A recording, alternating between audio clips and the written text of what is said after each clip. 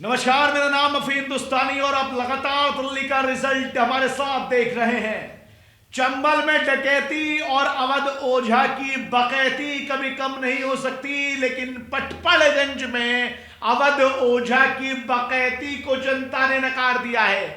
जी हां, अवध ओझा जो कि आम आदमी पार्टी के टिकट से चुनाव लड़ रहे थे, जीत का दावा भर रहे थे, मनीष सिसोदिया की सीट पर उनको चुनावी टिकट दिया गया था। आज उनकी बकैती यहां पर खत्म हो गई है। नेगी ने 28,000 के करीब वोटों से अवध ओझा को चुनावी मैदान में पटखनी दे दी है। पहले यूट्यूबर थे, टीचर थे, यूट्यूब पे टीचर बन के लोगों को, स्टूडेंटों को, विद्यार्थियों को किस तरह से कैसे एग्जाम देने, ये तमाम चीजें बताया करते थे।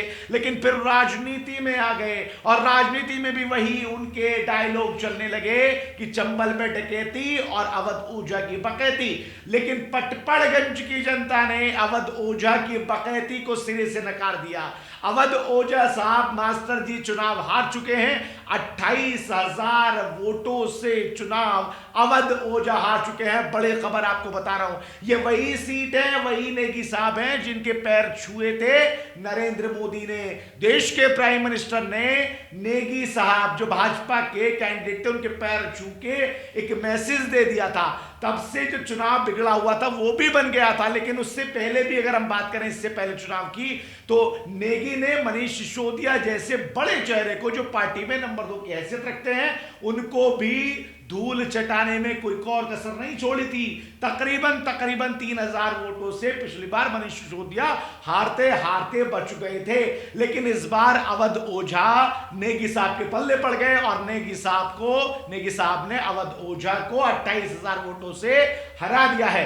यानी पटपड़गंज की सीट पर अवध ओझा की हार के मायने अब कैसे निकाले जाएंगे, कैसे समीक्षा की जाएगी, कहां पर कमी रह गई, अवध ओझा साहब की क्या कमियां रह गई। क्योंकि जब हमने वहां पर रिपोर्टिंग की थी, हमने उनका इंटरव्यू भी किया था, बहुत से लोगों का यह कहना था कि अवध ओझा कौन है हम तो जानते नहीं। क्योंकि अवध ओझा ने पूर्वांचल के लोगों को साधने की पूरी कोशिश की, सर पर गमछा और जबान पर वही वाली लैंग्वेज जो पूर्वांचल में बोली जाती है खूब साधने की कोशिश की, अपने पाले में लाने की कोशिश की। लेकिन ये चाल उनकी किसी काम नहीं आ सकी। नेगी साहब ने उनको 28,000 से ज्यादा वोटों से हरा दिया।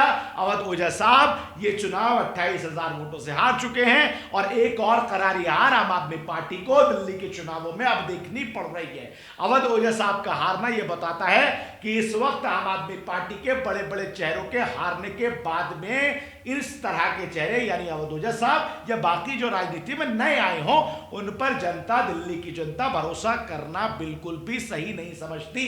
अवध ओझा बहरहाल टिकट अब चुनाव हार चुके हैं 28,000 वोटों से और नेगी की वहां पर जीत हुई है।